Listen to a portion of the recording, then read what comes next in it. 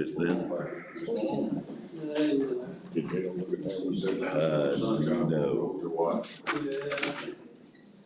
Yeah. Was me on camera?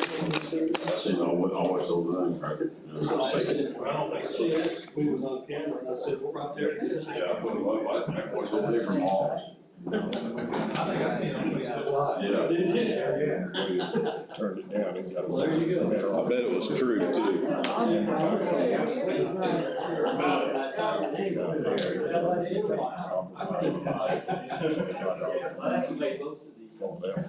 Well, my neighbor can do all this stuff, but here's the problem, he ain't computer. He can't run a computer, you know. Oh, this guy, you know.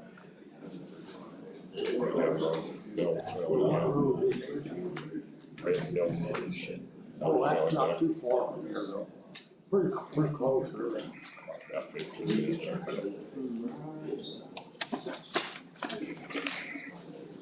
Good. Third time's charm. Well, I'll tell you what. I was organized till I got in here. Sorry. I've lost my agenda sheet. I don't know where the heck it's at.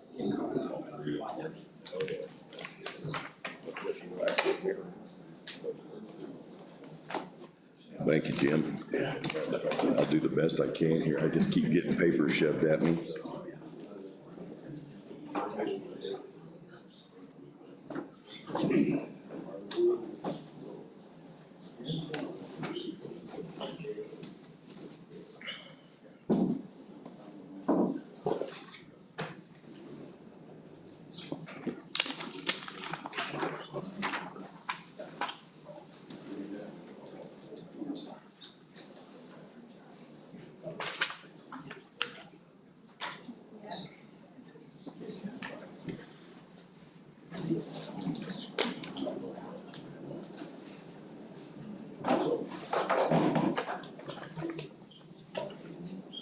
Casa, she doesn't have the contract yet, so we're not coming. Okay. And Kathleen's on vacation. Yeah, she sent me a, so she's all off, they're off.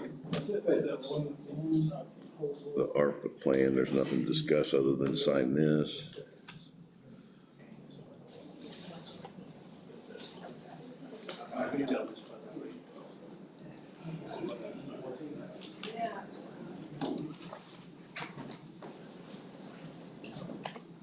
All right, folks, it's 6 o'clock. I'm gonna call the meeting to order. If you would rise with me, pledge allegiance.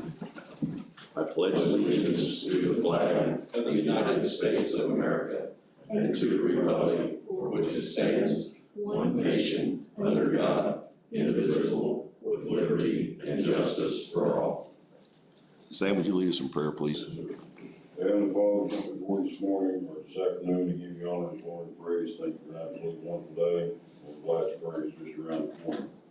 Lord, watch over us, guide us, and strengthen us, help us all to come to work together in union. Please forgive us where we're failing, in Jesus' name, amen. Amen. Thank you, Sam. Thank you all. If you haven't signed in, it's a nice day out there, so let's try to get through this stuff so we can get out of here and enjoy some of the daylight. First on the agenda is approval of minutes. Do I hear a motion to approve the minutes from March 7th? Yeah, I'll make that motion. Have a motion by Dale. Do I hear a second? Second. Seconded by Bob. All in favor? Aye. 3-0, Sheila.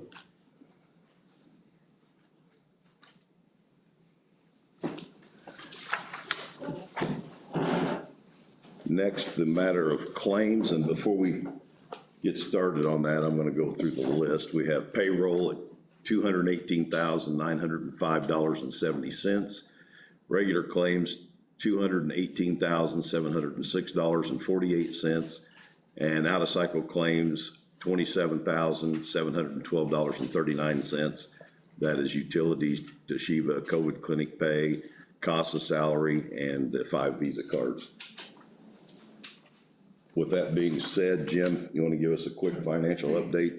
Sure, Commissioner, so, for the claims docket, of looking at, claims docket of the regular claims on it and the out of cycle, this is the first time, at least in my memory, that, every account, even the grant ones, that as far as claims are being, charged against, everything is in a positive balance. So I'm not showing anything in the red as far as, current claims. Now, we'll talk about historical in a moment. But even with the claims balance as of the 16th, the general fund balance was at approximately $946,000. Now, there'll be another payroll, and then there's the claims out of cycle for tonight. But what that ensures is in March, I mean, without any doubt whatsoever, the general fund is going to have a positive balance. So we're looking at December, January, February, and March. In addition to that, I think to make some cautious predictions, looking ahead, at the last council meeting, it seemed like that there was possibility with some personnel movement that there might be settlement much more towards, say, the end of May, early June, just in that general area. Well, looking at that, with the $211,000 that comes in on a regular basis in the general fund, and the amount going out, at least looking at the first 3 months, it seems very, very likely that both April and May, there's going to be a continued positive balance in the general fund. I'd be too hesitant to make a guess, I mean, of that amount yet, because we still want to get about these last 10 days in for the quarter. But I think it's reasonable, I mean, to look at for Owen County, that's going to have clearly a positive balance. And when I say that, I don't mean like $1 or $2. Then you're gonna have the entire settlement, and then you're gonna still have the 211,000 plus coming in. So I don't think it's an over-exaggeration to say that Owen County has turned the corner as far as general. I would say to the point that it has, this is commissioners, but just a little bit like looking at the county council meeting in April, it might be time at least to begin the discussion about those two historical funds. There's one in payroll, and then one is one of the highway grant funds that for years have been in the red. But I think we can, as a county, I mean, with some confidence, look at, okay, we have money in the general fund now, we're under appropriations. I think it would be the proper time, I mean, to kind of delve into that and see how to reconcile the final internal problems. All of your other funds, what we kind of call the major funds, you look at the lit sheriff, the highway funds, 911, EMS, all of those all have positive balances, even with the funds coming in. And when saying positive balance, we're talking about 6 figures. I mean, somewhere in the range of 100, 200,000. The EMS fund, after claims, is 582,000. So we're not, I mean, kind of just speaking in cliches, I mean, we're not flush, we don't need to pretend we've hit Powerball. But I think we're hitting some respectable numbers based on the projections, and I think definitely enough to take the detailed, hard look at resolving some of the internal funds that have been out there for the past few years would seem reasonable. There's one more payroll coming in, and then I think by our April 4th meeting, there's going to be, you'll have a complete 1 quarter of appropriations. Now, saying all that, and it don't be too Pollyannish, you still got to remember, right now we're looking at 40 to 50%, depending on what's your start date, on fuel inflation, as far as fuel costs. That's something the county really needs to be ahead of. Secondly, any type of building cost and any type of just cost in general, again, depending on which economist we're looking at, but basically double digit in anywhere. I would say probably for the highway department, for EMS, for the sheriff's department, the fuel definitely has to be, highway would be materials, and then the sheriff, probably the staples for groceries. I'm sure you wouldn't argue that, I mean, as far as bread, bacon, because of those staples, all double-digit increases. Definitely have to be aware of that. And then finally, kind of the wrap up of looking at some of the major projects. Again, not talking about the jail night, but just in that project, getting all these in order, staying in the appropriation, controlling spending as best as possible has produced the results. Please, I'm asking everyone, don't hear what I'm not saying. This doesn't mean, hey, spend whatever you got. Do not do that. As long as we're staying in this range, staying with the appropriations, if you don't absolutely need it, don't get it. I think, commissioners, you can see it is producing results. The county's in a better financial position, say, than they were 12 months ago. Thank you, Jim. And you're exactly right. We have to stay the course. We can't deviate from that. We got to a positive balance by doing that and working hard to make that happen. So everyone needs to continue to work towards that goal. I know that we've got some things we're going to speak about tonight that's going to try to help that. With that being said, I'm going to ask for a motion on payroll first at $218,905.70. Do I hear a motion to approve? I make a motion to approve payroll. I have a motion by Bob. Do I hear a second? Second. I have a second by Dale. All in favor? Aye.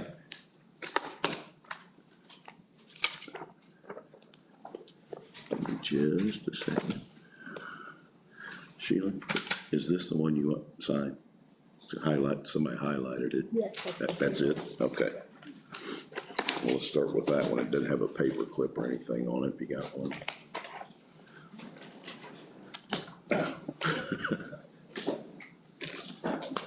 Bear with us, folks. We'll get organized here in a second.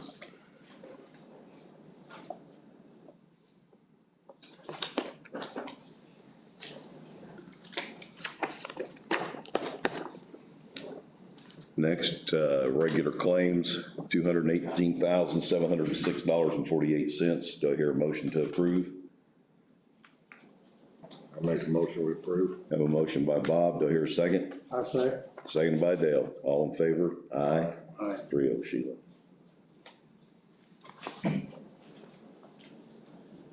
Okay.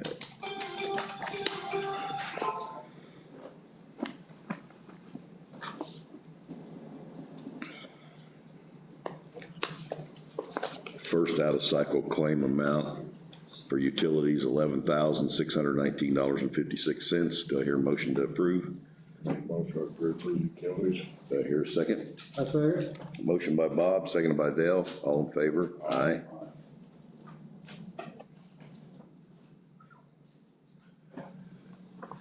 It'll probably keep getting bigger. Next is Toshiba Child Support, $579.36. Do I hear a motion to approve? Make a motion to approve. Have a motion by Bob. I'll second. Have a second by Dale. All in favor? Aye. Aye. I heard two. Dale, you? Aye. Aye. Dale? Aye. Okay, thank you. Make that 3. 481.96, another Toshiba. Do I hear a motion to approve? Make a motion to approve that one too. Have a motion by Bob, second by Dale. All in favor? Aye. I think that was a 3-0 or a 2 and an 0 or. Dale, Yep. you yay in that one? Yay. Okay. Next one's $15.67.18 Toshiba. That's the average monthly bill. Do I hear a motion to approve? Make a motion to approve Toshiba. Have a motion. Second. Have a motion by Bob, second by Dale. All in favor? Aye. Aye, 3-0.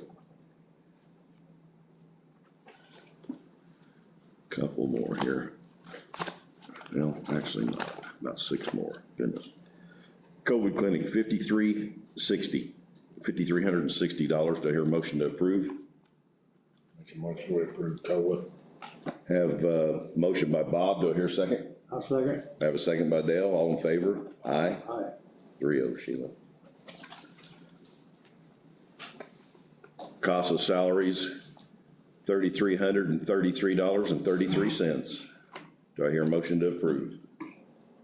Make a motion to approve. I have a motion by Bob. Do I hear a second? I'll second. Second by Dale. All in favor? Aye. Aye.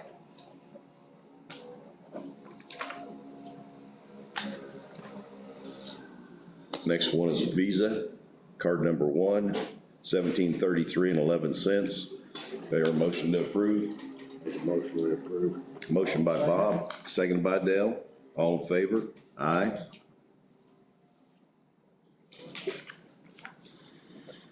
Visa 2, $1,302.47. Do I hear a motion to approve? Make a motion we approve that one too. Have a motion by Bob, seconded by Dale. All in favor? Aye. 3-0.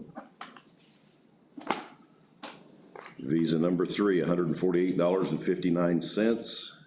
Do I hear a motion to approve? Make a motion we approve that one. I'll second. Have a motion by Bob, seconded by Dale. All in favor? Aye. Aye.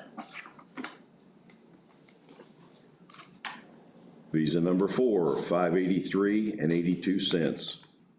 Do I hear a motion to approve? I make a motion we approve that one too. I'll second. I have a motion by Bob, seconded by Dale. All in favor? Aye. Last one. Visa number 5, $1,003.01. Do I hear a motion to approve? Make a motion we approve Visa 5. I'll second. Motion by Bob, seconded by Dale. All in favor? Aye. Thank you, gentlemen. Thank you for being patient.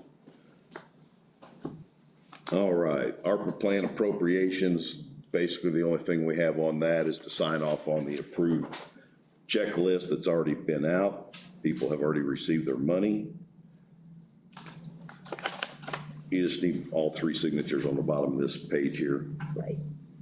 You approved the last one at the Right. March 7th meeting, was $247,000 after we sent it around to all the departments and made changes. Added perf to it and the tax. Yes. Thank you. Just anywhere down there, Bob. Next on the agenda is the maintenance position. We're hoping that the 3rd time is charm. We have tried 2 other individuals that applied, went through the interview process. One turned it down as a company offered him more money.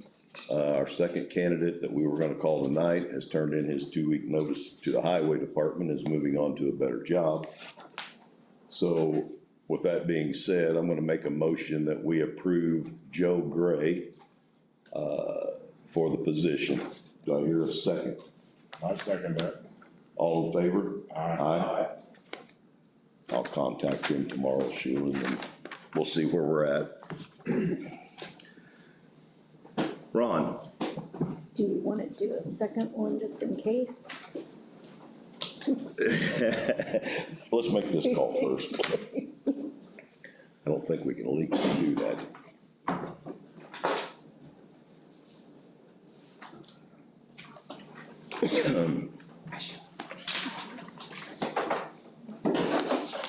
How are you, sir? You too.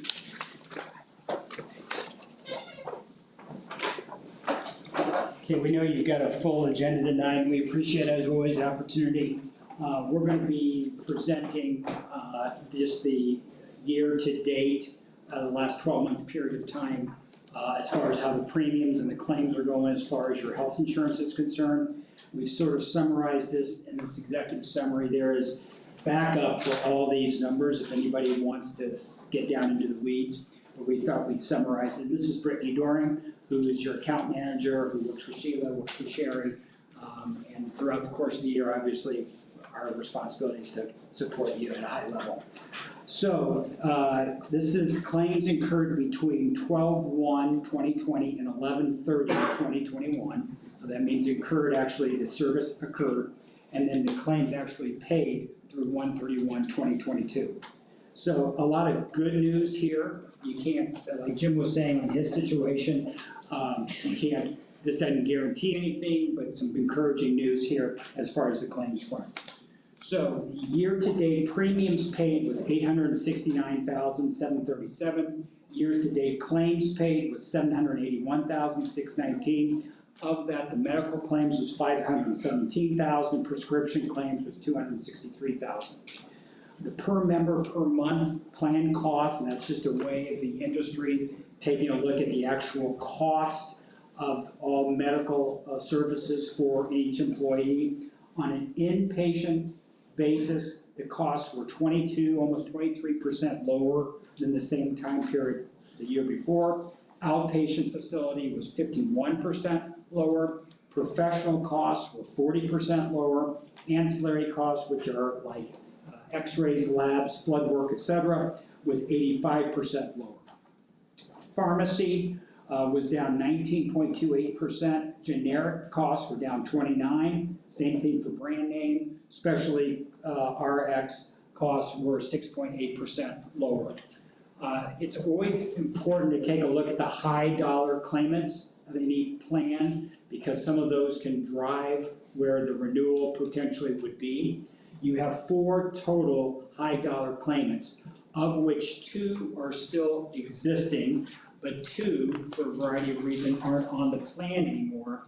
The only good news in that, and again, there's no good news on any sickness or injury, is that a part of that will not have anything to do with what your renewal looks like, because those employees won't have any charges going forward because they're not employed here anymore.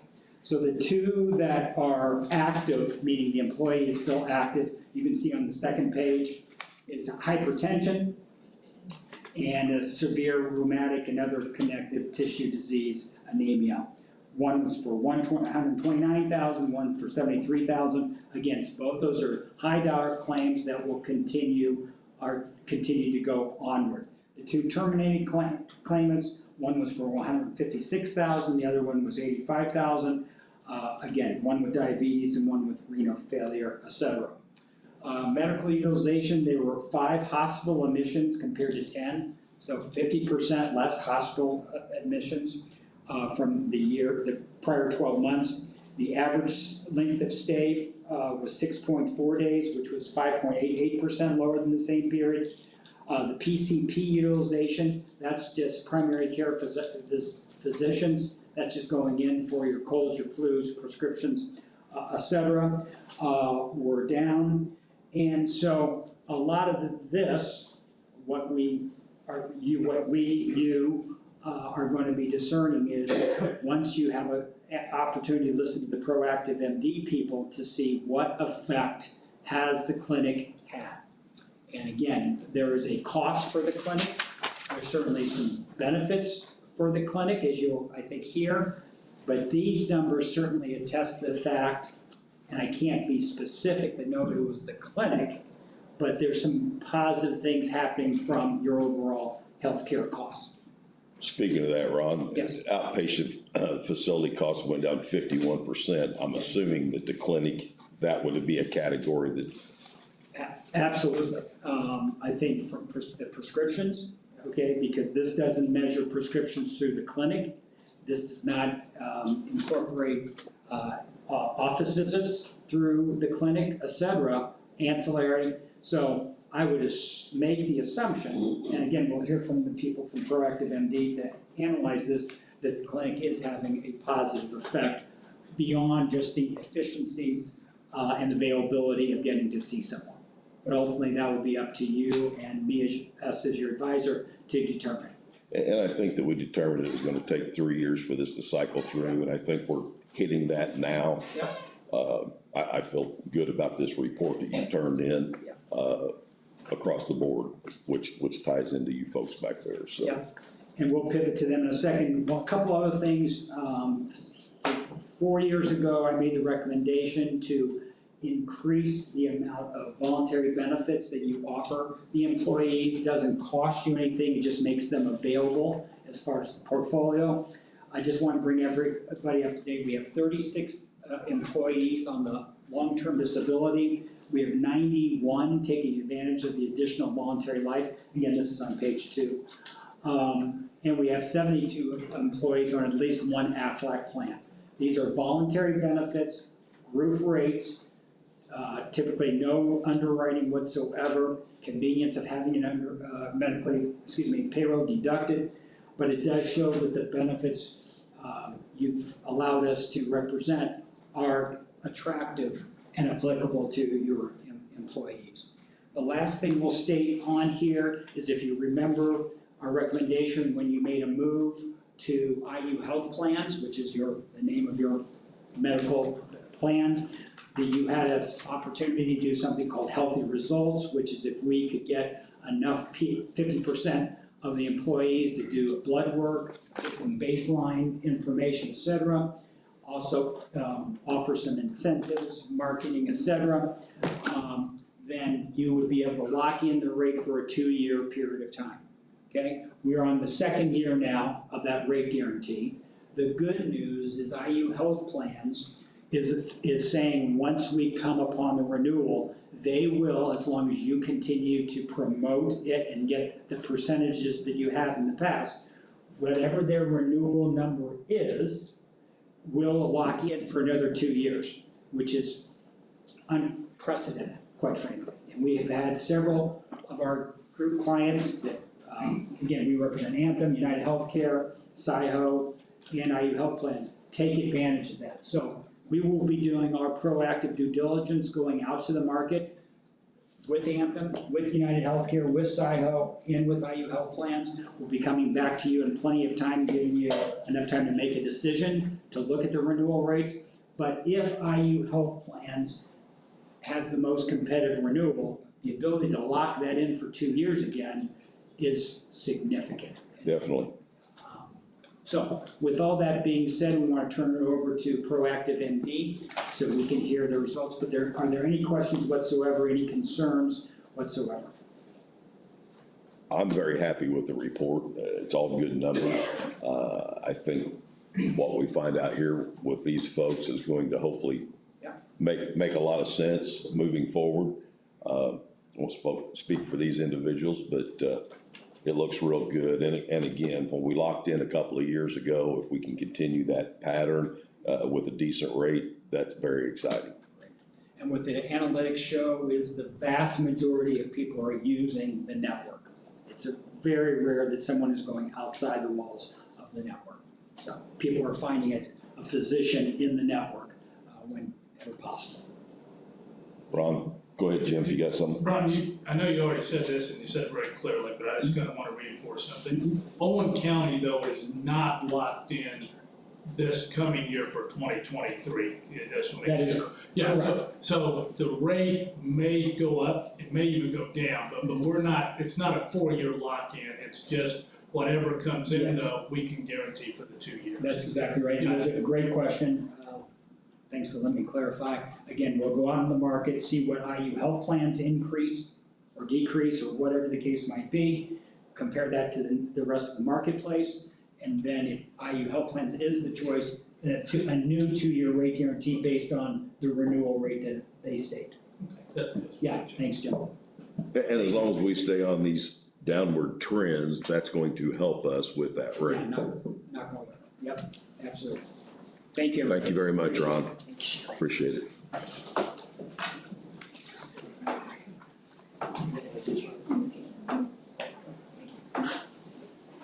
How are you guys?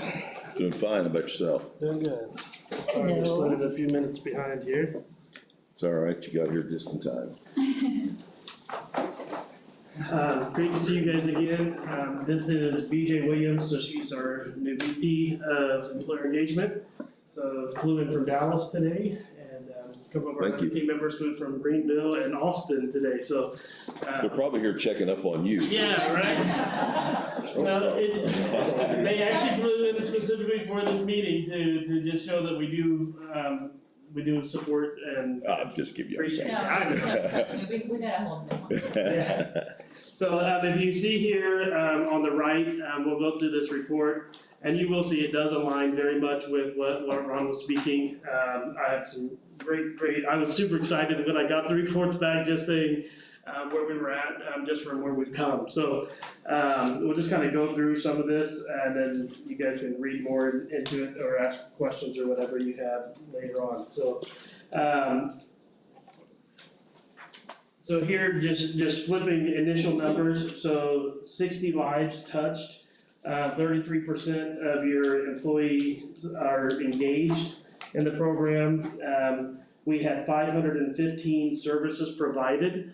And so, as you all know, our goal is to focus on those high claimants as well. So we're trying to get them under our umbrella to stop them from bleeding out of your insurance plan. So we are searching for those that are diabetic or have the high blood pressure, things like that, that could potentially be high claimants for you. And we're putting a focus on getting them engaged in our services. So a big focus is on that. So yes, you'll see a net savings here, but you're also that's where you're gonna see some of what you saw in the other report of your numbers are going down. And I think I heard $50,000 down on one of them, so that definitely all ties in together. So let me tell you what page I want to kind of turn to here. Page number 6. So actually, let's go to page number 5 first, sorry.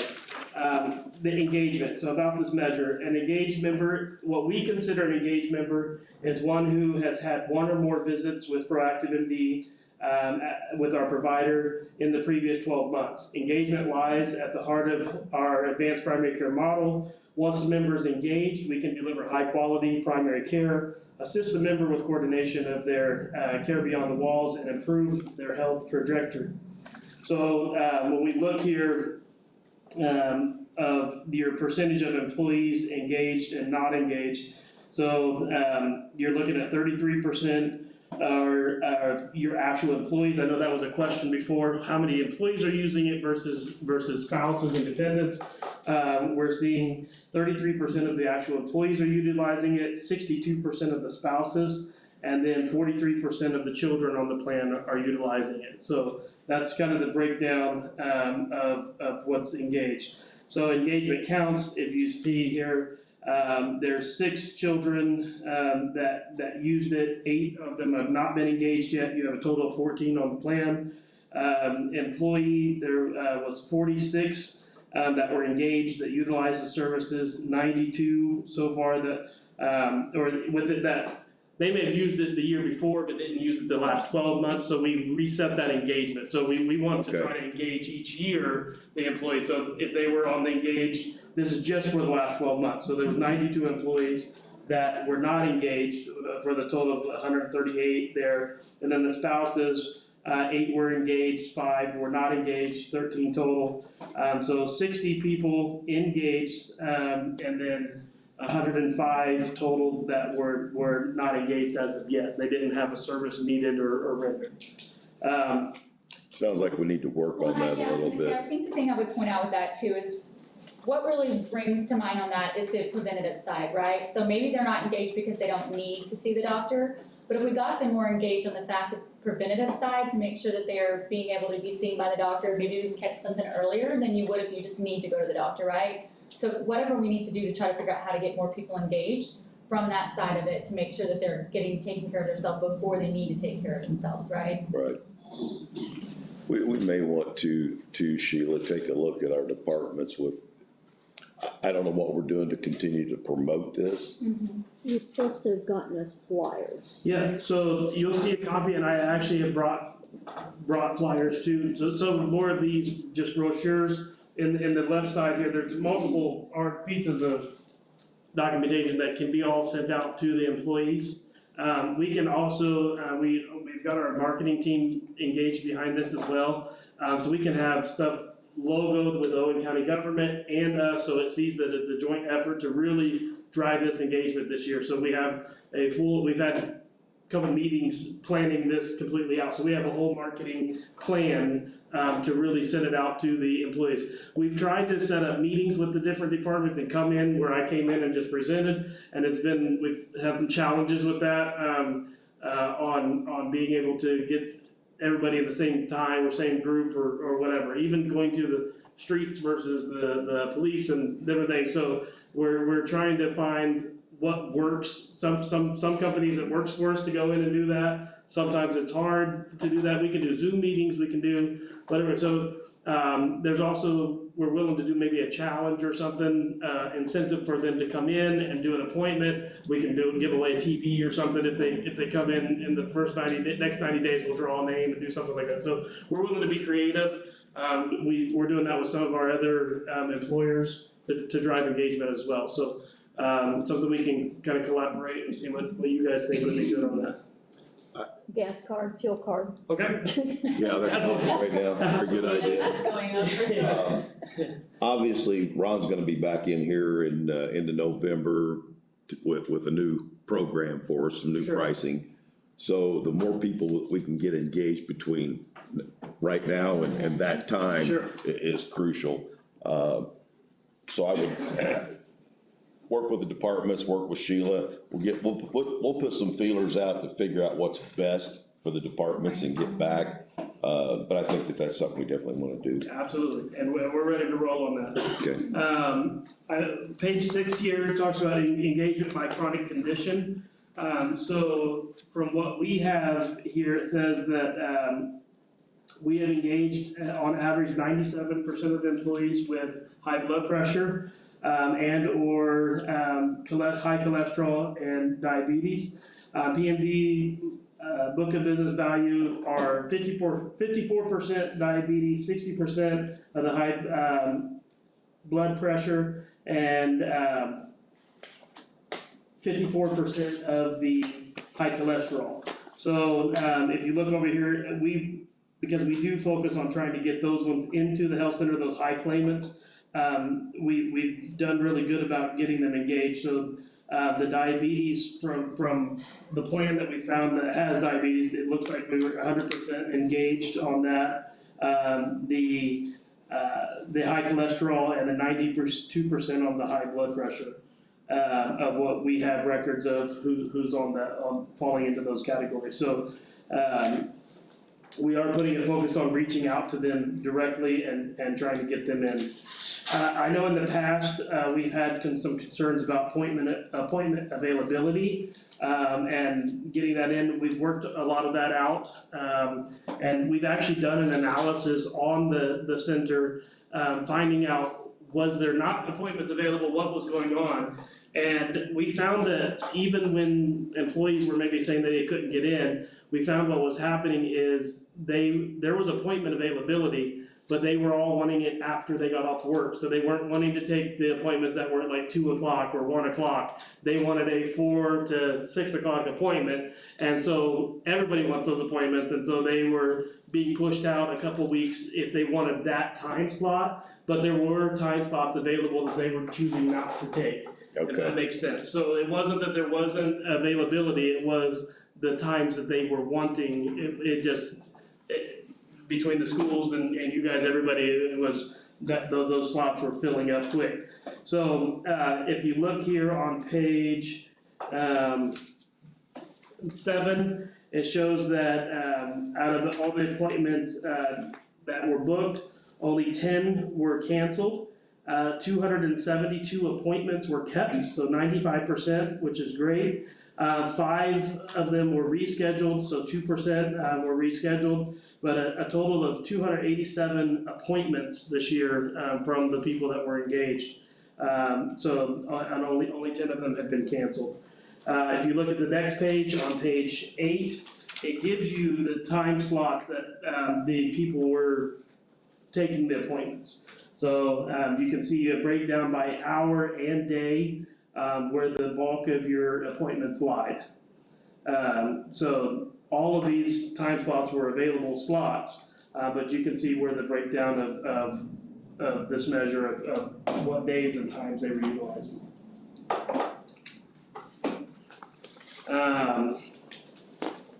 There's a lot of information here. I'm gonna hand it over to BJ here to talk about the Net Promoter Score. One thing that is really important is we send out a survey to every patient that comes in. And so I was really excited to see what the results of those were. They're able to rate it. So I'll let BJ talk about that. Yeah, so we'll say that it is really good, right? But most of the time you hear from somebody from a Net Promoter Score is basically grading you on how you've done or how the employees really felt that they got treatment. Although I do like the numbers, there's no doubt about it. There was 11 and we hit 100%. Normally when you hear from somebody, it's because we did something wrong. So that's good to know that we're not doing something wrong and people are still saying, hey, you did a good job.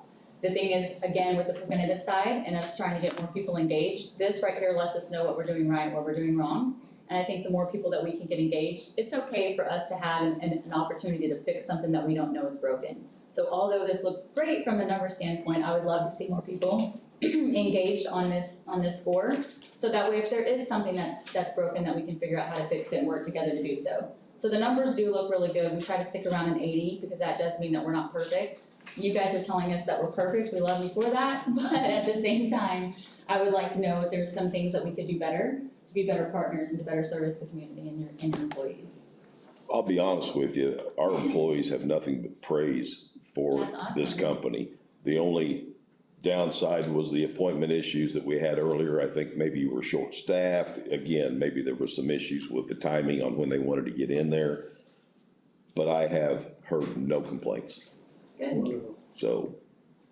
Well, I'm not that I'm digging for the, compliments or the complaints, but either way. It's always good to hear, Yeah, sure.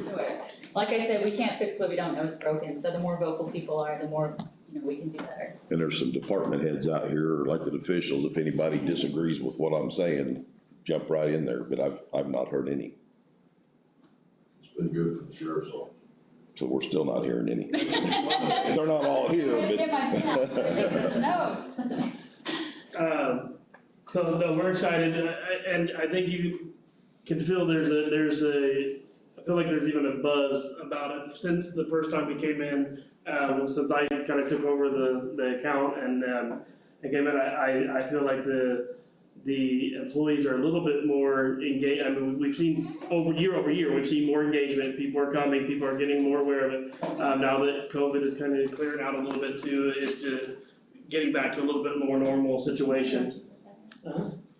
And it just made me think of this, because we were talking about the engagement piece, right, and how do we get people more engaged? If there are such good reviews or thoughts about and opinions about us, where do you think the engagement is?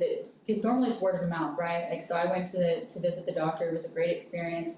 So do you guys know from your side, or any of you guys out there, from your standpoint, where there may be a disconnect? Because normally it is that, right? It's like, my experience was great, you should go. All I can tell you is that when we were trying to analyze whether we wanted to continue this or not, I was getting nonstop phone calls from different department heads and employees going, great service, great company. That's what I wanted to hear. Sure. So that's the response that I was getting. Okay. If people are hearing other things, they're not speaking up. Yeah, they're not telling me. That's why I wanted to ask that, because it kind of does go hand in hand, right? And I wasn't reaching out necessarily asking them, they were literally calling me going, don't get rid of this. Sure. And not that we were just trying to analyze it for the total cost of our, right, if it was worth the money. I just wondered that, because it kind of goes hand in hand, so I would like to, if anybody wants to email me or, reach out to me outside of this, I'm more than welcome to answer those questions and kind of figure out how we get more engagement. Wonderful. Just for your own reference later, you may want to read through page 10. It talks about the services performed, so chronic disease management, how many services, and so the percentage of everything that we did, it breaks it down by acute appointments, preventative appointments, labs. It just gives you the breakdown of the 515 services we rendered to the employees that were engaged. So you can see, again, the chronic care, where we're reaching out to your high claimants, those chronic conditions, 166, which I love that's not love that there's people that need those services, but that's the highest percentage of services being rendered are those that are trying to maintain those chronic conditions. And so they're coming to us, and that's where you're seeing the drop in your premiums or the cost that it's hitting your plan, because when they're coming to us, it's not hitting your plan. So you're seeing some of those savings because we are reaching out to those people and they're engaging with us. The acute appointments, those are your, I woke up sick, I need to get in, flu, things like that, kind of urgent care. Obviously preventative, lab, things like that are kind of self-explanatory. People are utilizing the virtual appointments. So there was 32 virtual appointments where they didn't get out of their home. They did it right through over the phone. So that was up year over year as well, because people the first year didn't even maybe know that was an available service. Right. So now people are starting to engage in all of those ways. So, and then we'll hurry through here. think on the chronic care management part of it is, people that have high blood pressure, diabetes, think, I already have a doctor, I'm already doing it. I think one of the reasons that we're seeing a switch, and I've heard this, is that because their medications are cheaper, their prescriptions costs are going down from switching. So I think that's one of the transition is cheaper prescriptions. Absolutely, and a lot of those blood pressure, even some of your diabetes, they're free, doesn't cost anything on our program, where they were, I literally had patients that were spending $300 and $400 a month on their meds, and they came to us and it's free for their meds. So that kind of stuff will help. And they can come to us with a prescription from another provider somewhere else. But then they come to us and they're seeing our provider and seeing the ease of care. So when they come in, they're getting the red carpet treatment. When they walk in, even just getting their prescription, it's turning them on to, okay, well, let's put some more fillers out here. Let's see what I can do here.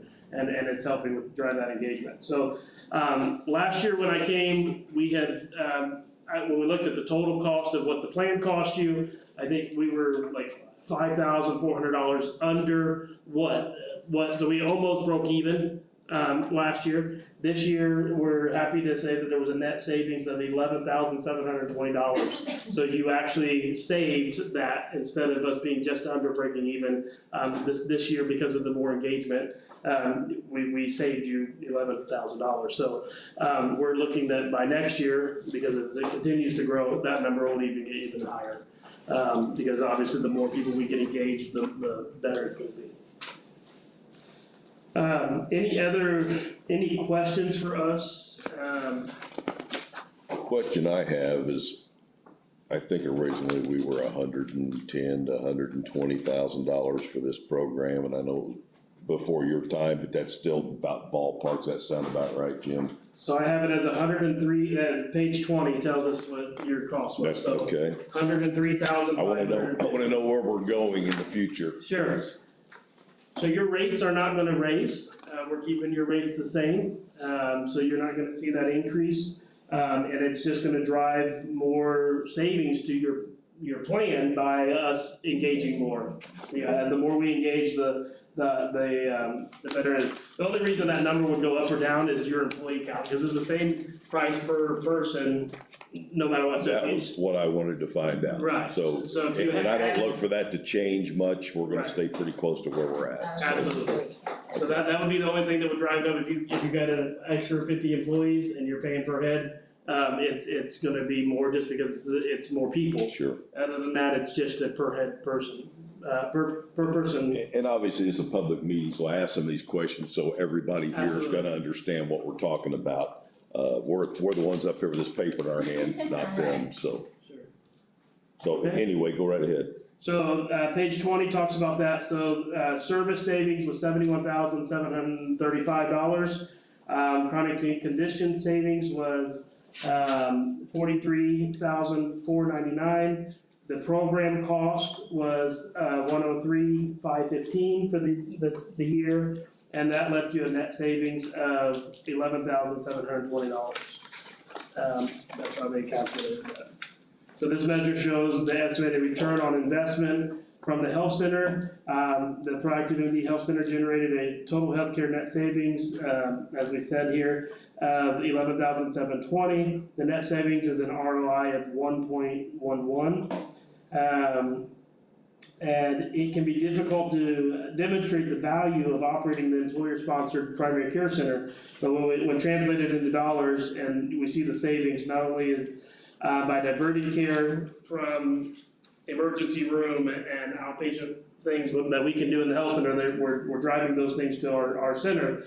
But we're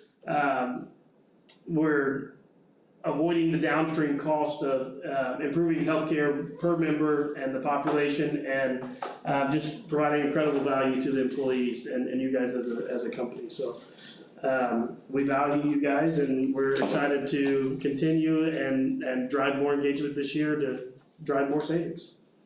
Well, I'm gonna tell you that you've put together a good presentation, the best one that I've seen in the time that I've sat here, so I appreciate that very much. Thank you. And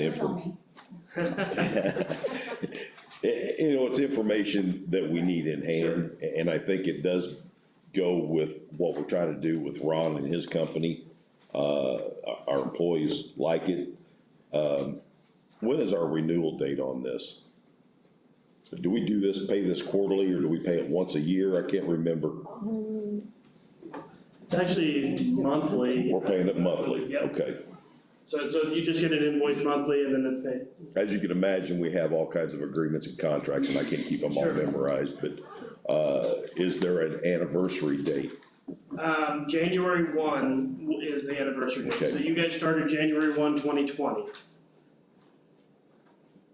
Okay. I just wanna put that down for my mental notes, cause Absolutely. it'll be back around before we know it, so. So it's actually pretty easy to remember since it's calendar year for you. Exactly, that helps. All right, So do you yes, feel these are concrete numbers to use for budget hearings when they roll around? I believe so. Share the percentages? that's crucial to us come August, so. Absolutely. Yeah, again, the only difference would be the amount of employees if you get full staffed again and everybody comes back and you're adding them in, or that's the only thing that would drive up the cost. All right, gentlemen have any questions or concerns? Nope, I don't. We good to go? Thank you all very much. Thank you very much. Ron, thank you. And Ron, I'll get with you later, we'll just kind of do a quick survey.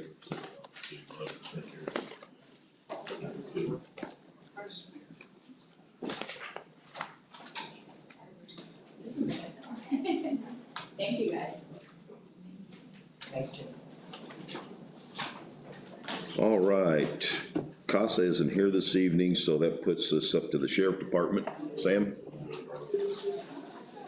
I'll touch on the sheriff department real quick. Got an email from Dan Zerner today, Garmon, and they've put together a 3-option plan. We're going to do a quick analyzing of that before it comes to a public meeting, just so we kind of know what we're talking about.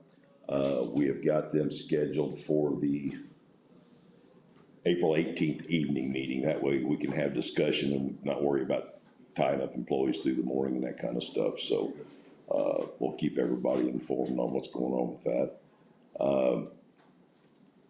Chris, I guess you're next. Moving right along tonight, aren't we? We're trying. Well, I wanted to talk to you guys about a few different things.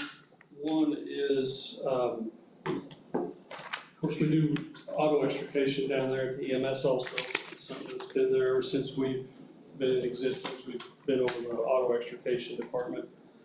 When we first started, we use what were called quarter powers. It's a hand-powered hydraulic pump that moved the cylinder and such. We have moved way past that. We've had 2 or 3 different evolutions of hydraulic tools, and our most recent one is an electric-powered hydraulic tool where we're not tethered to the truck with hoses and stuff.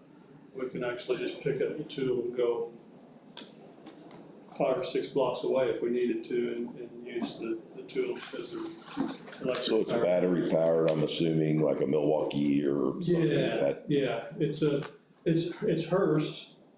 Hurst is the brand, but, yeah, it's the same concept.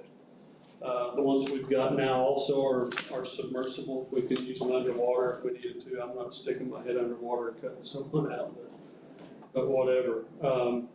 So I guess with that, we've got 2 sets of quarter powers that we really just need to get rid of. They do not have serial numbers that I've been able to identify on them. They've been around at least since 76, since 1976 when the rescue team was formed, and I would guess they were probably used then. So I've got a set. Still in working order? As far as pumping them and then moving, yes. I didn't put them under any pressure to see if the hose would blow or to see if the seals were good in the cylinder end. the business end of them. Right. So, yeah, that's. Before we surplus those out, let me ask Greg at the highway. I'm sure you have a need for these things out there. Dakota's saying, Overdue gets run over or anything, it closes, it's taken one car, back in. straighten it back up, sure. You got a snow blade that you can't get lined up and you need to push it forward a little bit, get in there. And push We it have forward. one that actually doesn't work, so several of us have them at home, we bring our own in to use them because we can't afford to buy one. Well, I'd make the suggestion that we move these from EMS to highway. That's fine with me. Bring a couple good strong backs to pick them up, that's all I got to say. That takes care of one of them for you, Jim.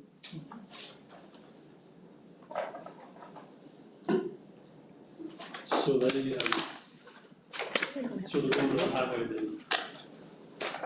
The next one is worthless property. We had a television that we had over at the old station. I honestly don't know how long we had it there. I'd say 3 or 4 years at the old station. And the other day, we were trying to watch some training videos on it, and it'd get black about 2/3 of the way across the screen, and then it'd pop back up, just perfect screen. It just kept doing that about every 5 or 10 seconds, it would just go black. So we went out to Walmart and got a new TV and put it up. It's actually, the guys got on the internet and found out there was a quick fix for it, and they went through all kinds of different, standing on their head and pushing this button, and I don't know. So, we couldn't get it fixed, and those are throwaway TVs anymore anyway, you can't put a new tube in them and get them back going. So you wanna deem it worthless at this point? Deem it worthless and and just toss it in the trash, bust the screen or whatever you want, whatever you want to do. We'll let Jim take over from there. All right, it's a very short resolution. This is resolution 2022-004. Resolution establishing specific property owned by the Owen County Emergency Medical Services as worthless. Whereas Indiana Code 36-2-2-2 establishes the Board of Commissioners as the county executive. And whereas Indiana Code 5-22-22A permits worthless property to be the smallest junk. Now therefore be it resolved by the Board of Commissioners of the County of Owen following Section 1, worthless property. Pursuant to and compliance with Indiana Code 5-22-22A, the television set serial number 1609GT C0007991A00892 used by the Owen County Emergency Medical Services is deemed worthless.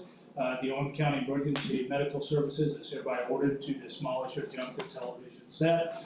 Resolution be in full force and effect upon its publication and adoption by law, passed and adopted by the Board of Commissioners of Owen County, State of Indiana, in a regular meeting held on today's date and month of 2022. Owen County Board of Commissioners, Gary Burton President, Robert Craig Vice President, the other Board of Commissioner, if so passed and tested by Sheila Reed Auditor. Thank you, Jim. Gentlemen, have any questions or concerns? 004. Yep. Do I hear a motion to approve resolution 2022-004? I'll make that motion. I have a motion by Bob. Do I hear a second? I'm second. Second by Dale. All in favor? Aye. Thank you. The only other thing really going on is I'm trying to get a statement from People's State Bank so I can get that loan paid this year as quickly as possible and get the. I called Gary Brindley on that last year. I can do that again if need be. Brett, you're here. Can you help us out on that, please? It's on the EMS building. On the building, Yes. you just need a statement. I just need something showing that I owe the money so I can pay it, so I can attach it to our claim. We've had to call the last couple of years. I don't know how it was set up, but I just called Gary before and he took care of it for us. So I tried, if you could do that, we'd appreciate it. I tried the other day and they said that it would, that it would auto-generate 20 days before and. I For the really- last couple of years. Email it to Diane or however you want to do it, or to Sheila or whatever is fine. Yeah, So, thank you. that's all I've got unless you guys have anything else for me. I can't think of anything at this time. You guys, good? How's your new vehicle working? Sitting in the garage, I moved it in the other night because it was supposed to hail, or possibility to hail, but, we're still waiting on lights and sirens to come in. I've got it decaled, sitting there ready to go. That's, yeah, I seen that. Is the porta powers been put on the porta powers that, you gonna run on The rescue trucks, yeah, what, you gonna advertise on gov deals? no, they're going to the highway department. The highway department wants them, so we're just gonna give it to them. Oh, okay. Yeah. They can use them to straighten out culverts and stuff, they said, so. Thank you, Chris. All right, Greg, highway update and bids. We do have, bridge bids tonight to be open, so, just want to mention that before you get started. Okay. Try not to take a lot of your time, commissioners. Is anyone here from Dutch Road? The citizens of Lutz Road contacted the highway department just to brief you. They weren't satisfied with, the work that had been going on Lutz Road. They felt like they'd been neglected. I pulled all the information in regard to that. I invited them to the meeting tonight. They're not here. So I'll provide this just for record. Greg, I don't have to tell you, nobody's satisfied with the roads right now. I've probably fielded 15 to 20 phone calls in the last 2 days for the same thing. We all know that the roads are crumbling apart. It's that time of the season. It's raining. It's wet. They fall apart, and plant's not open to get asphalt. So if everybody be patient, we'll get out there. We are using both hot boxes every day. We're using cold mix with them. We're using a small roller to compact the holes. That seems to be working very well. McAllister is allowing us to use one that had been a rental until ours comes in.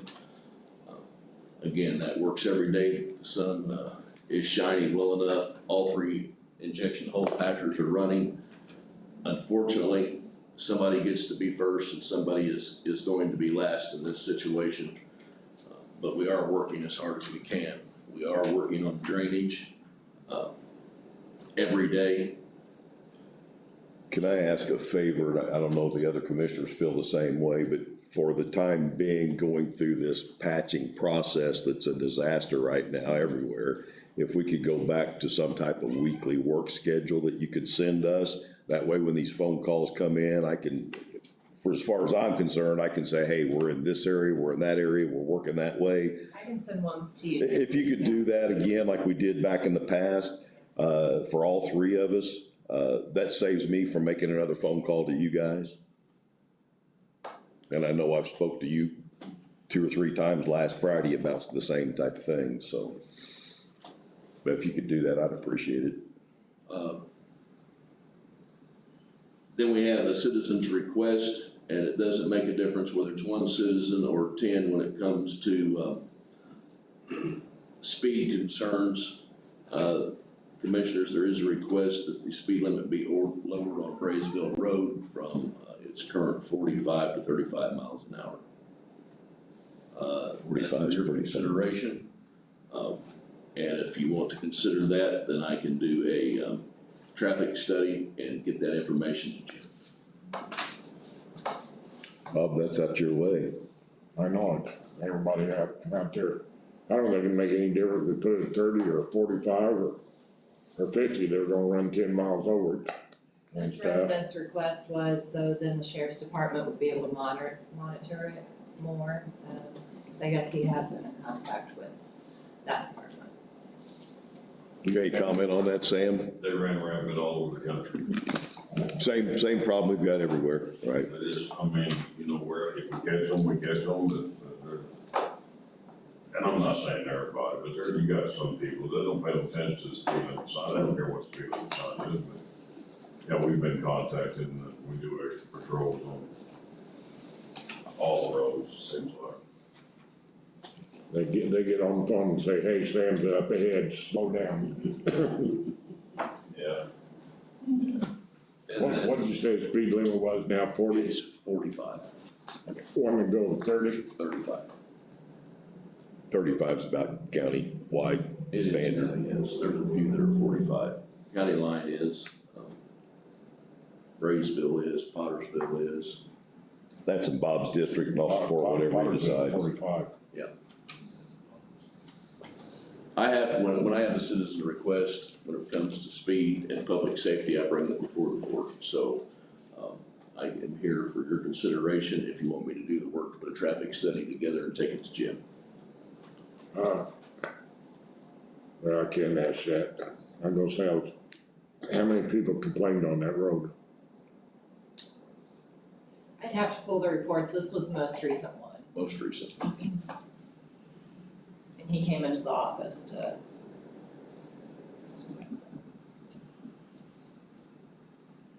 Pretty hilly, Braysville Road, pretty hilly, twisty and turny. I have no trouble lowering 35. Well, with that being said, if Jim wants to go ahead and put a ordinance together on that road, we'll do the next meeting. Jim, I'll have to go ahead and do the traffic study part of that first, so. Yeah, that's the traffic and engineering study. It will probably need to be at least 2 commissioners meetings out before I can get that to you. That's fine, I'll Thanks, try to Greg. have it ready, but let me know when you completed the study.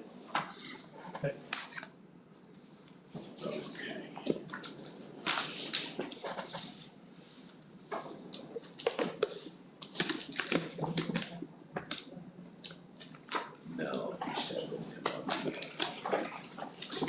Okay, that's all I have, commissioners, except the. Okay.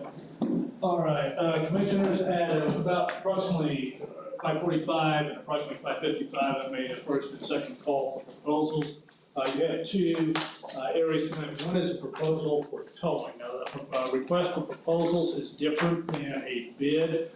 The request for proposals, we open those and we read them. These are public documents. Anyone can have access to any of them, and that was part of the proposal.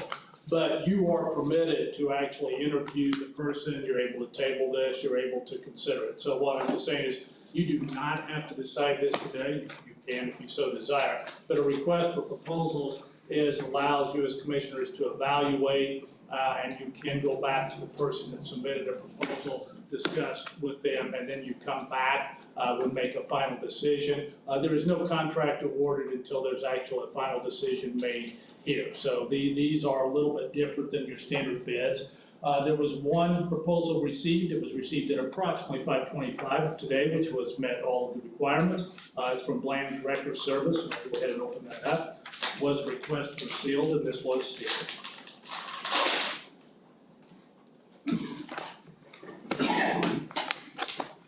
Okay, this is Owen County Board of Commissioners. It has requested proposals. They submitted the proposal request back in its form. So that's what here. They have all their sections ordered, commissioners, so you'll be able to read those, but they have answered. There were specific questions asked in the proposal on there on 3B, B2, as far as their background, if they provided towing and recovery service for Owen County, which they have. It also gives a brief description of their business as far as operators, qualifications, and it lists out the equipment. It does require Bland's to pre-hired random drug screens are done on every employee, and Bland's Record Service is compliant with all federal, state, and local laws and anti-discrimination laws, and insurance can be provided. So they would be responsive. They do light and recovery, and the amount on here for a medium-duty record service is $100 per hour. All towing and simple recoveries and winch outs, that's at $100 per hour. Heavy-duty record service is proposed, all towing and simple recoveries, winch outs, at $150 per hour. A rotator record service, which complex recoveries and lifting, is $450 per hour. They have different transport services. Low Boy and Landau is $125 per hour. A medium duty rollback is $100 per hour, and a light duty rollback is $75 per hour. These services are invoiced from port-to-port basis from Brand's Record Service, which is located from Ellettsville, Indiana. All services will be available 24/7, 365. There is no charge after hours, weekends, holidays, or extreme weather. And all services are straight time, meaning there is no increase or recoveries or other issues arising unforeseen. So commissioners, you do have a proposal for them. They have answered the questions that followed the forms, and so that will be subject to your evaluation on when you do that. And you would have, by law, you do have permission to contact or interview them for the proposal. This is the only proposal that was received as far as what others submit to the auditor and copy. Thank you, Jim. Worked out best.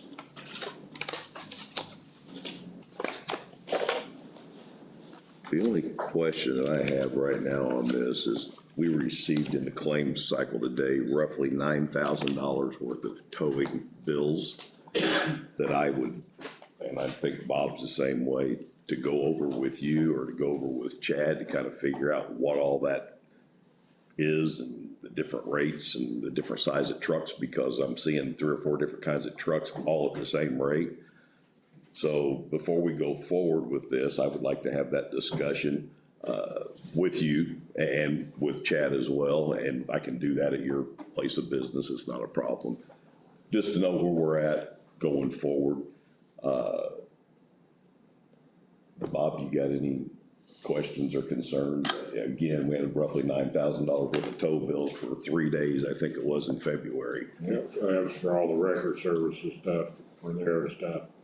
And I don't know, I just looking at them, like I said, that 350 was same hours as a big truck, which I thought was crying. You know, and then he gets rid in here and he breaks down too, so what do you think, Greg? Well, gentlemen, I was in the record business myself, and I was on the scene of every one of those that were stuck, and if I didn't have to call a wrecker, I wouldn't. We've tried with road graders, some of these that we ended up calling the ones, we tried to pull them out with tri-axles before we ever called for a wrecker. That was during the really bad ice storm we had, and we had some trucks in some very bad spots. The 550, I'll speak for itself, we hooked a road grader to it, we couldn't pull it out. We hooked a tri-axle to it, we couldn't pull it out before we ever called for the wrecker. So we needed a wrecker for that, and it took them quite a long time to get it out to keep from tearing our truck up. So unfortunately, in today's world, a wrecker bill isn't $25 or $50 anymore when the machine's coming to pull you out. When I've got a $200,000 truck out there along the edge of the road and they're sending a $500,000 wrecker to get me out. Therefore, that is an expensive bill, I understand, but I had trucks out during that bad storm trying to keep citizens and emergency vehicles going. So I felt like we had no choice but to get them out in the way we got them out. I'd be glad to go through the bills with you without any hesitation, as I would any other invoice. Would you think that we would get cheaper, would got this cheaper if we'd had him on the bid price?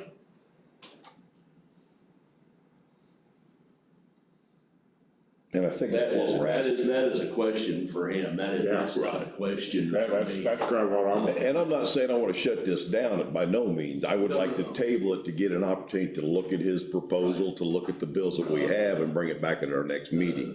And I have no problem with that, and I would be glad to sit down and discuss any of that with you. Well, and Bob also had a concern earlier about any of the local people that could haul, do some of the smaller stuff, because if we do something like this, that's gonna cut them out. Well, the way this was written, that doesn't cut any local people out. I asked for bids for things they couldn't do. Okay, see, and that's what we need to take a look at This then. isn't, well, and Jim, when we talked about that, I was specific with Jim, I wanted to use local people for things they could do. And I haven't seen that, have you, Bob? No. No, yeah. Did you ever think about, well, government surplus 5-ton wreckers, you can get them for almost free. If that's what you want me to do, I'll get I one, mean, right, I have no problem with that. a 5-ton wrecker, all-wheel drive, they're big machines. With a wrecker, they'll lift the tank up and back it off. You know, and you get one for practically nothing. Well, since we're having a discussion here to keep things moving, I'm gonna make a motion that we table this to talk with Chad. Be more than happy to do that, get with Greg, look at these bills. And again, I've not even seen the proposal, so it's gonna be hard to make a decision on it before we've even seen it. So I'm gonna make a motion that we table this until the next meeting. I second that. Got a second by Bob, all in favor? Aye. And I'll get with both of you here in the next day or two. I can stop over tomorrow and see you, Chad. Are you going, if you're gonna be around, or I can answer some questions now, or I can come over and just see you guys. until we look at that proposal, because we haven't even seen it yet, so don't even know what's in it. I know the day in question was the big snowstorm. Yeah, it was. And I was in contact with Greg throughout the whole thing, and matter of fact, I think they tried to pull one of our trucks out and tore the bumper off of one of them in that process, so, yeah. I think Bob's there, you know, one of the things that Bob needs, during that snowstorm, you know, we were out recovering 2 or 3 trucks, and that was one that was in the cycle, so it's easier just to put a rotator on that job, especially that a rotator on that can just pick it up and set it right back on the road. So, recovery wise, it's almost damage free, using a rotator. But yeah, I can come over, you can come over, because, I won't fly in from Houston, Texas, I'll just fly in from Ellisville. And I'll come over. Be a lot cheaper that way, won't it? Yeah, Especially the cost of fuel. but I'm. Well, you see how important we are though, right? Okay. Absolutely. Absolutely. And I do wanna add. But I will definitely do whatever you guys need to do. I'll check in with you tomorrow, Chad. I got your card somewhere. You know what's mine. Yeah, scan that to all 3 of us so we have it. Okay, there were 2 other companies that got, packets, Didn't turn them in, didn't turn them in. and that's fine. That's their choice. I just want to know what we're proposing, that's all. Sure, great. Okay, commissioners, now this is a completely different area. This is for sealed bids for bridge projects, specifically Bridge 16. What we just did is request proposals that you can then, and it was clear, and they were published and advertised. And a request for proposals, it's totally permissible by Indiana state law that you can meet and discuss the proposal, then come back and make a decision. We're now in the area under Indiana Code 36-112.4. This is for public construction. This is the bid. The bid speaks for itself. So these were advertised on this bid. So you can today, depending upon what's in here, if both of these bids are responsive and responsible bidders, you could go ahead and award a contract. You should have a notice to proceed and a notice to award the contract. You can also table this and allow time to review, but any decision will be made in a public meeting. There were 2 bids that looked like were submitted. Both arrived on March 21st, 2022. The same procedure was done at approximately 5:45 and 5:55. A first call and a second call were made, and these were the 2 bids that have been entered. This is for a bridge project at 16. This first envelope I'm gonna open, this file is from EC Bridge, Owen County Bridge 16. It has been signed, the back here, the seal's not been broken. Let's go ahead and do that. Did you say E and C or E and B? E3. E3, okay. E3.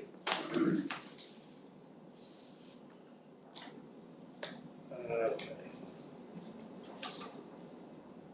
All right. There was a packet that was prepared that required a number of things. It's required by both the statute and also by the Owen County ordinance. This is 2 pages, I'll just read it. It says, E3 Bridge is offering an alternative choice.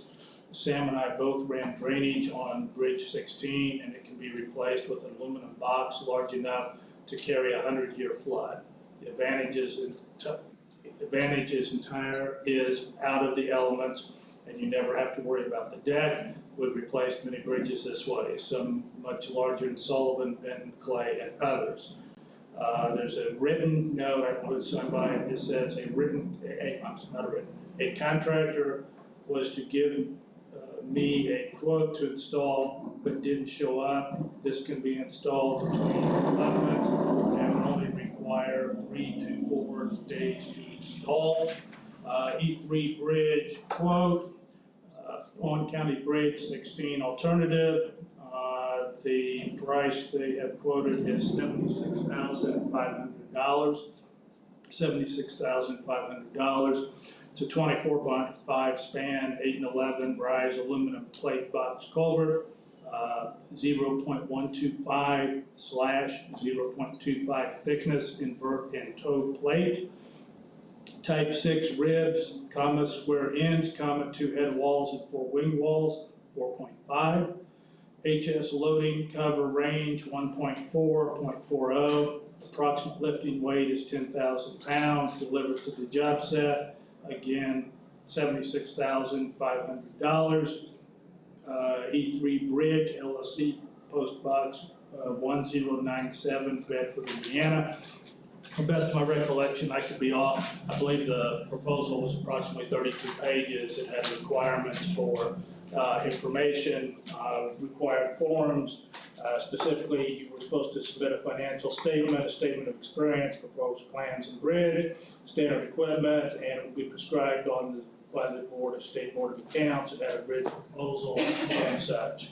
This is what was And that one there, from what I understand, is just the box culvert itself. There's no labor included because they said they were looking for an outside, somebody was supposed to meet them, from what I understood there. I don't, Commissioners, I'm not trying to be rude. That makes sense to you, Greg? Well, it does make sense to me, Commissioners. I want to respond to this. I work with vendors every day. This is one of our vendors, but this was one of the very first vendors when we had that bridge looked at. And we have had it looked at by engineers and said it needed replaced with a bridge. But this particular company, when we asked for any alternatives that they could think of, because we've asked all of our vendors that, Sure. they told us, no, there couldn't be anything in there but a bridge. So to bring this forward today seems a little fishy to me. Well, and I think the same outfit told us that they could put a deck on it too at one time. And then said they could. Right. So in any case, Commissioners, this is what it is. Those are the 2 pages. These are public records. They're available for anyone. That's their bid. This is a bid enclosed by CLR Incorporated. They are located out of Vincennes, Indiana. This was received on March 21st of 2022 at approximately 5:25, which was within the time period to submit the bid. It is also sealed.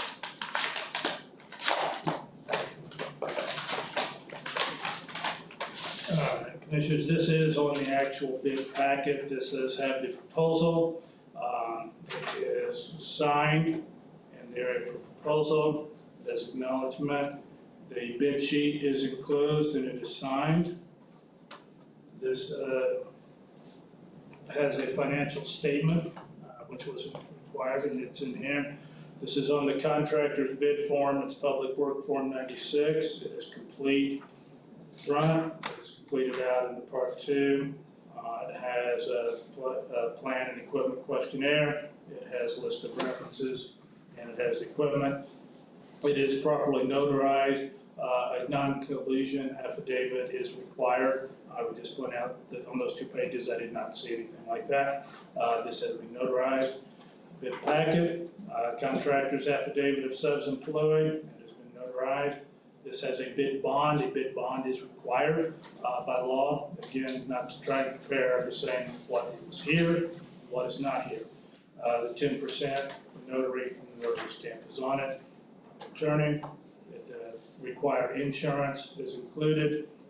And these are all the insurance statements and the requirement of certificate of existence. And this is signed and approved for the corporation. employee eligibility certificate, that's also required. It has been signed, which was required. It's a non-collusion affidavit that is signed and notarized. This is a non-discrimination affidavit. It has been signed under oath. This is domestic steel affidavit that's required by law. It has been signed and there is the proper affidavit and number. Department of Transportation certificate of qualification, which is required. Drug testing policy, it's required under Indiana Code 41318. That has been signed and they have included their drug testing policy within this. Their equal employment opportunity and affirmative action statement is included, it's been signed. EEO compliance, certificate of corporate resolution, and their certificate of liability. They would fit, commissioners, as far as being a responsive bidder. They've completed all the packets. So on that, on the proposal, the proposal dated March 21st, they've completed that. They acknowledge the lump sum, the bid, executed all the things that I've read has been filled out. They've owned the bid proposal. Summary of the bid, the total bid amount, $180,870. This is for Bridge 16 over Little Mill Creek on Rocky Hill Road. Summary of the bid, $180,870. Itemized bid of materials, they are charging $70 per ton for revetment riprap, 12-inch steel shelf piles at $30, and hauling of stone riprap 53 at $8 a ton. This has been signed and notarized. Third time, $180,870 is the bid. Jim, is there guardrails included in that? Not on the bid proposal, but in the engineering, all of those are required. So it's an 11-page contract. The reason I asked that, we've ran into this before, where we were left doing it in-house. If you remember, that is correct, but that on the proposal, It is, yes. is on the contract, that it But I'm right making that statement. You are, absolutely. Right. Okay, But it's all been included in the bid package. okay. Okay, so commissioners, on here, you have two bids. One has been a responsive bid. There are a number of things that you have to have in non-collusion, domestic steel. Respectfully, could not find any of those in this packet. This is a proposal, nothing on the merits, but it is a responsive and use the forms that were so sent out. This is not. Gentlemen, have any questions? I'm gonna make a motion that we accept CLR's bridge proposal for $180,870 for the Rocky Hill Bridge number 16. Do I hear a second? I second that. I have a second. No. All in favor? Aye. Aye. 2-1. Commissioners, you should have a notice to proceed and a notice to. I have those right here. And the actual contract, and then that can be filled out by the highway to put in the actual bid numbers into the contract. And I'm doing that, Jim, before as we sign these, we have a representative from CLR here. I have concerned citizens here that's been waiting for this day for quite some time. Bill, can you give us a start time roughly? And I don't expect to hold you down. Right. Well, I was joking with Chad, told him, and I said that Greg would like us to start tomorrow, and he said that we could start really quick, so he's not in town unfortunately, and hopefully be back Wednesday, and I'll get with the guys. Within a week, it sounds like it's what you're talking then. Correct. All right, outstanding. Thank you. Wayne? Is there a weight limit? So it will hold? It will hold, it's basically state maximum is what it's designed for, 80,000 pounds. Yeah. So we're ready to go there. And it's 24-foot wide bridge also, so it's. Start to finish, once you get started, you had to estimate how long. I didn't put that part together. I can get back with you on that though. I can probably answer that quickly. I mean, they can answer once you get started, but it's usually 3 months. You know, we're not starting in December, we're starting in first of April, so it makes a big difference as well. Greg, if you would, you'll need a copy there, the original contract signed, back to the auditor on there. And then the highway department you have for the affidavits of subcontractors, they'll need those forms to certify. And this contract calls for, there can be no liens by subcontractors. They have to pay all of their people first before they get paid. And there's some certification documents that they'll need, that you should have in the back.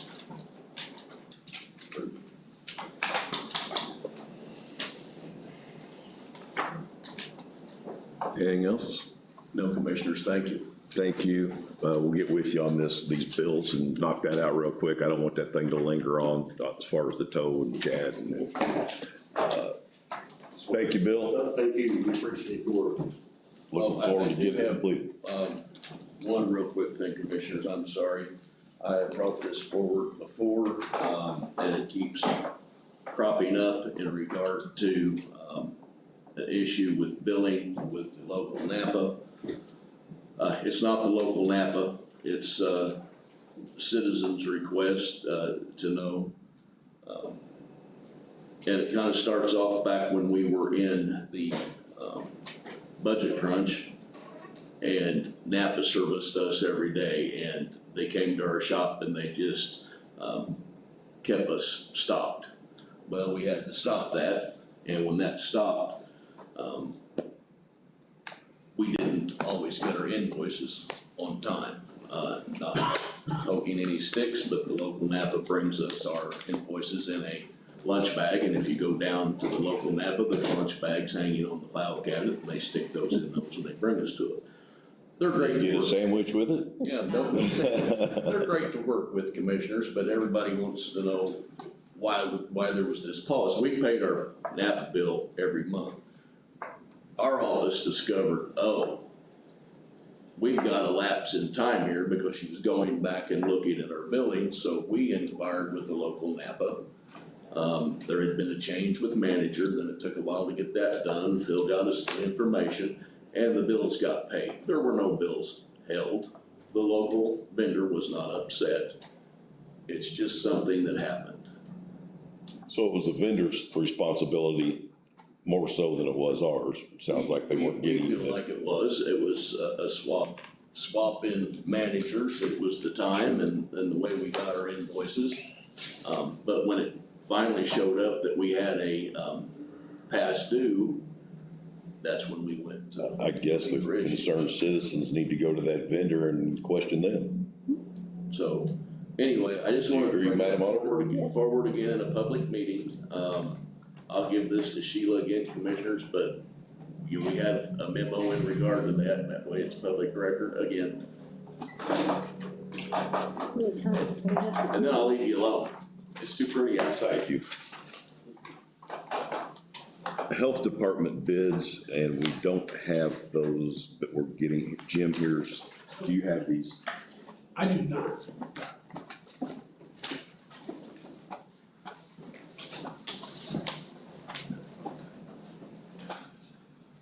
Those the two originals. Right, and we're gonna combine those to put together a bid package.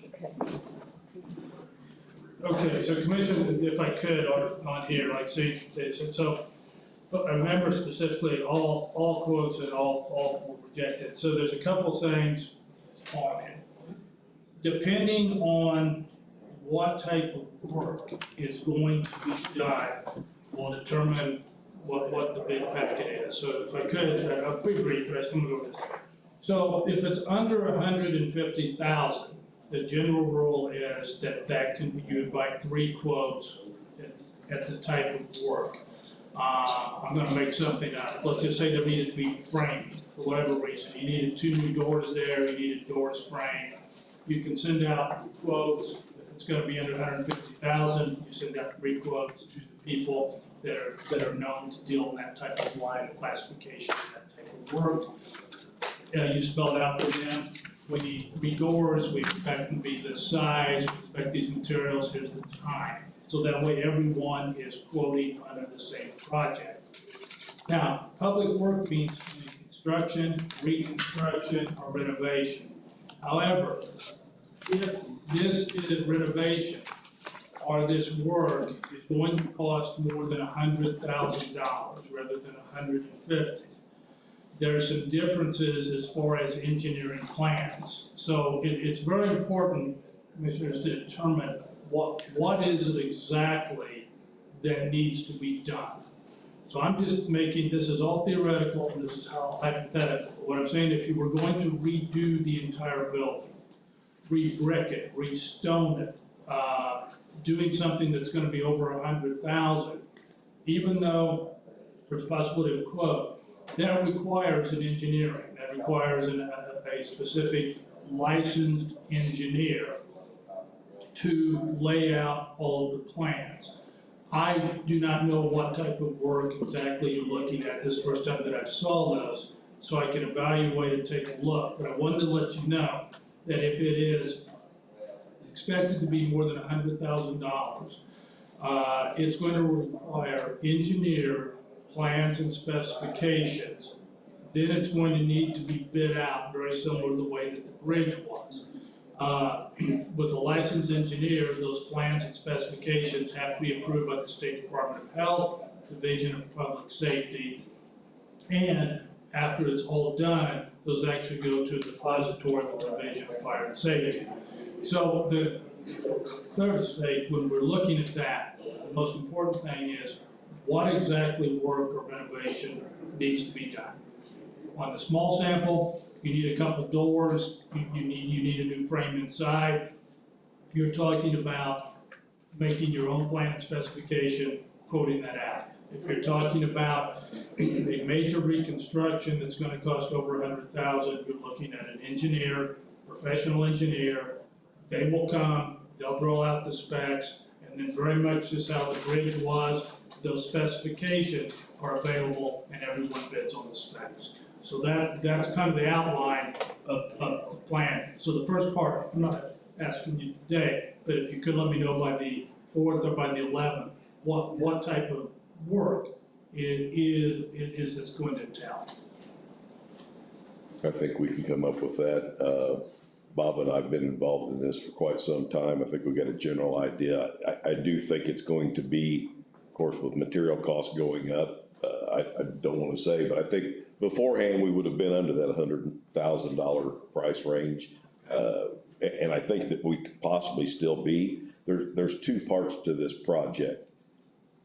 There's the brick facade that needs to come down and be replaced, but we're not going to put brick back up. We've talked about framing that wall, insulating it, and putting up construction metal. Then the other part of the project, which would be a separate quote, would be the roof, the rubber roof. Our understanding is that some of the subfloor or sub-base to that roof is starting to rot. There's some nails coming through the rubber roof. So that's two separate projects. So by saying that, I think both of them would be under the $100,000.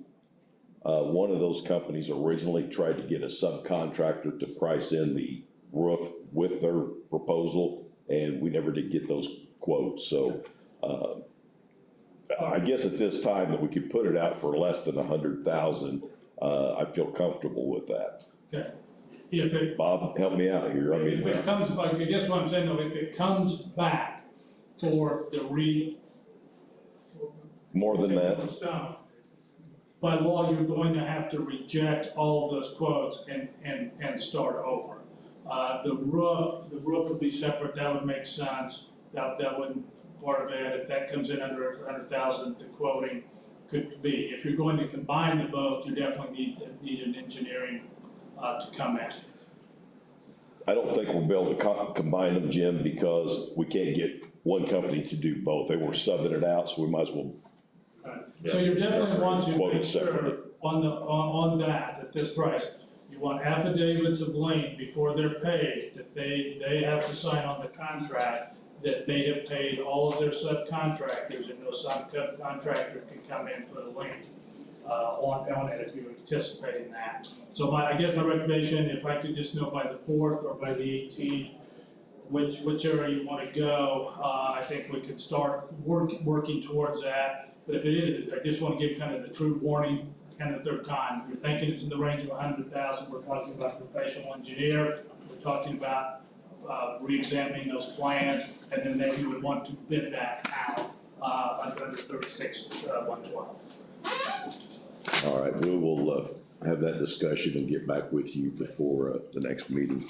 You feel good with that, Bob? Yeah, what you're saying, Jim, is if we took the one subcontractor roof, we separated the two of them. Yeah, I don't think that the roof and taking all the brick down, I don't see the relationship there. I don't think that, what you can do, let's be real candid on that.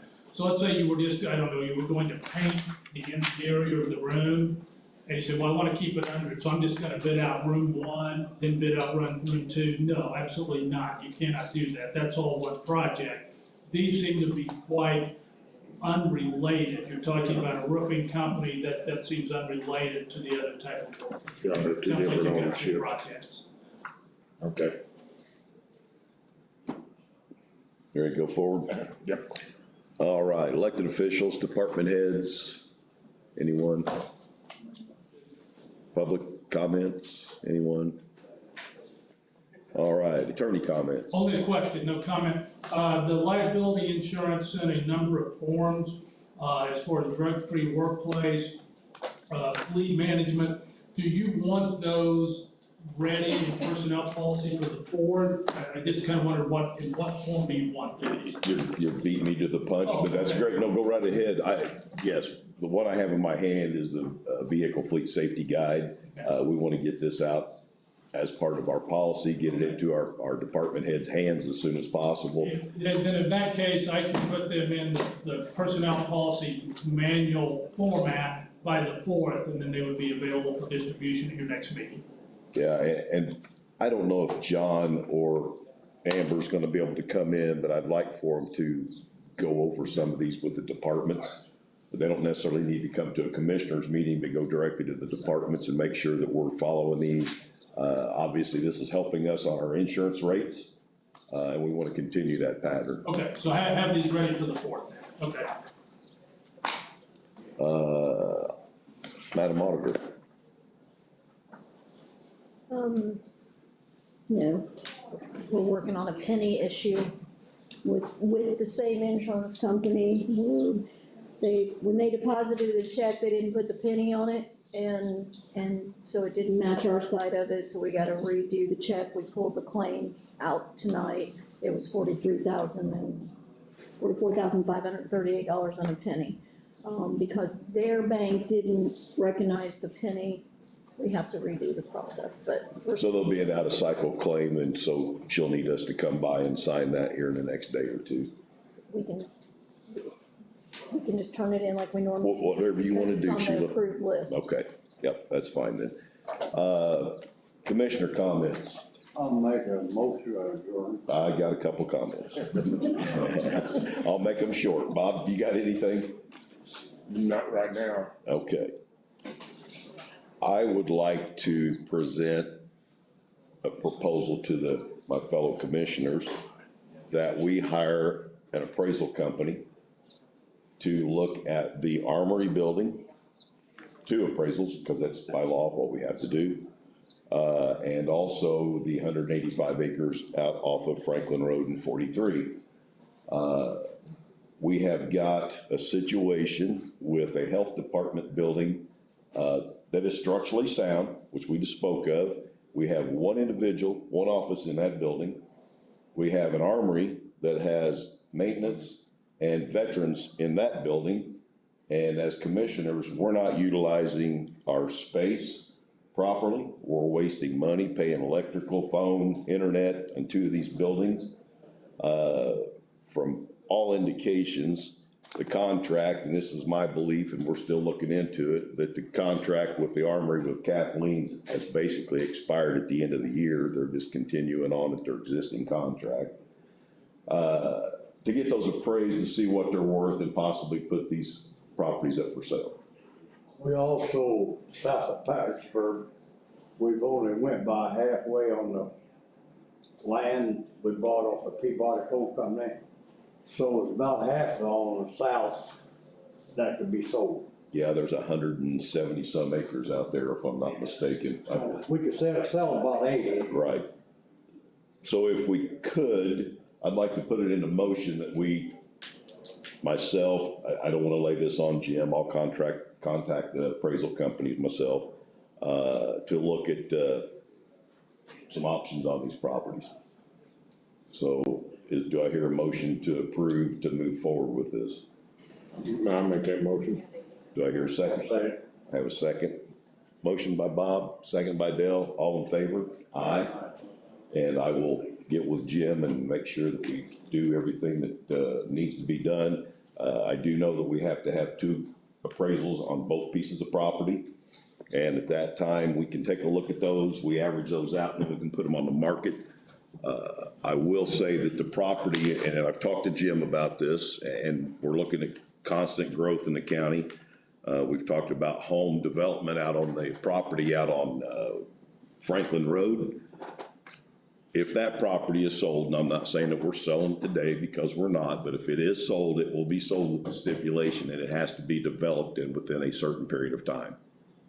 We're not just gonna sell a piece of property and sit there and not draw taxes off of it. We're gonna make it be developed where we're actually bringing money in.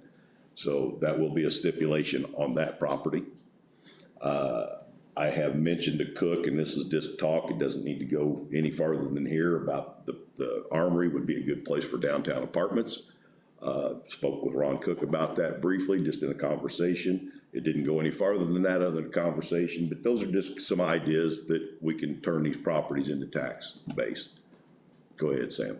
And I could be way off base, but the Armory, Jim had checked with this, I think the Armory is state regulated. If we ever come under civil defense, the state has the right to take the Armory back over.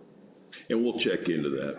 It's something, when we first got that, cause I think we got that for $1.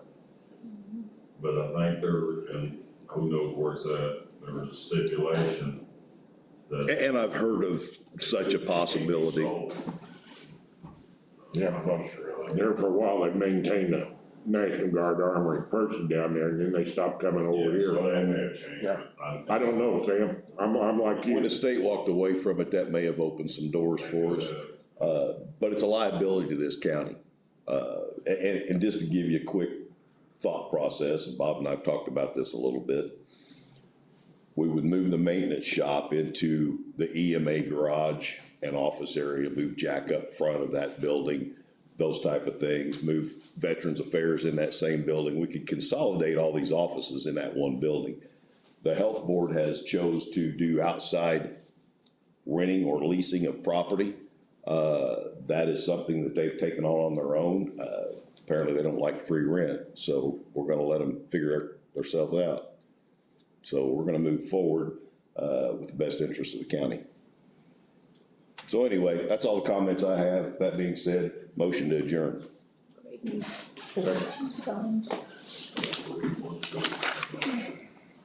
Yeah, and we already approved this, so. Guys, don't run off yet. We're gonna sign this and get it done. We signed the contract, didn't we? Yeah. Did Dell sign it, because he didn't approve. Norm, don't run off yet. Does Dell sign it? Did you get the email about the buzzers? About the buzzers. Well, ain't nothing we can do about it. I haven't seen it.